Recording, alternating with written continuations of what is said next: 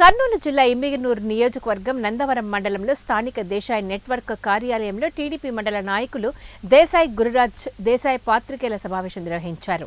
ఈ సందర్భంగా ఆయన మాట్లాడుతూ కలియుగ ప్రత్యక్ష దైవం శ్రీ వెంకటేశ్వర స్వామి లడ్డు విషయాలు వినబడుతున్న వార్తలు భక్తులందరికీ తీవ్ర మనోవేదన కలుగుతుందని అన్నారు.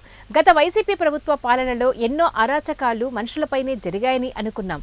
చివరికి దేవుడి ప్రసాదంలో కూడా ఇలాంటి దుర్మార్గమైన పనులు చేశారంటే ఇది సహించరానిదని ఆయన అన్నారు. తిరుమల లడ్డూపై వచ్చిన ఆరోపణలపై సిబిఐ దర్యాప్తు చేపట్టాలని తెలిపారు. నిందితులను కఠినంగా శిక్షించాలని డిమాండ్ చేశారు. వైసీపీ పాలనలో దుర్మార్గులు ఒక్కొక్కటి బయటపడుతూ ఉండటంతో ఆ పార్టీ నేతలు దిక్కుతోచని స్థితిలో ఉన్నారని తెలిపారు. ఆయన ఎమ్మెల్యే సీట్లు ఇవ్వడం జరిగింది. మరి ఆయన్ను పూర్తిగా పరాభవం చేశారు. ఎలక్షన్లో కూడా 2024లో ఎలక్షన్లో కూడా చాలా పరాభవం పాల్పొందారు. మరి ఆ పాపం ఎప్పటికీ పోదు. ఇలా ప్రతి ఒక్కటి గతంలో వీళ్ళ ప్రభుత్వంలో వైఎస్ఆర్సీపీ ప్రభుత్వంలో చేసిన అక్రమాలు ఇప్పుడు ఒక్కొక్కటి బయటపడుతుంటే వీళ్ళు ఏం చేయాలో దిక్కు తోచని పరిస్థితిలో ఉన్నారు వైసీపీ నాయకులు. మరి ఇలాంటి వాళ్ళను కఠినంగా శిక్షించాలి. మరి దీని మీద సిబిఐ ఎంక్వైరీ చేయించాలని చెప్పేసి మేము కూడా మన తెలుగుదేశం పార్టీ తరఫున డిమాండ్ చేస్తున్నాము.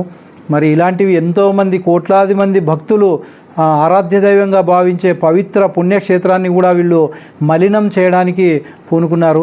ఇలాంటి దుర్మార్గులను కఠినంగా శిక్షించి మరి చాలామంది ఏమనుకుంటున్నారంటే ఇలాంటి ద్రోహులను మన దేశంలో కూడా ఉంచకుండా చేయాలని చెప్పేసి చాలామంది ప్రజలు అనుకుంటున్నారు. వాళ్ళ పరిస్థితి ఏంటి? ఇప్పుడు భక్తాదులు ప్రసాదం తీసుకోవాలా వద్దా అనే సంశయంలో ఉండి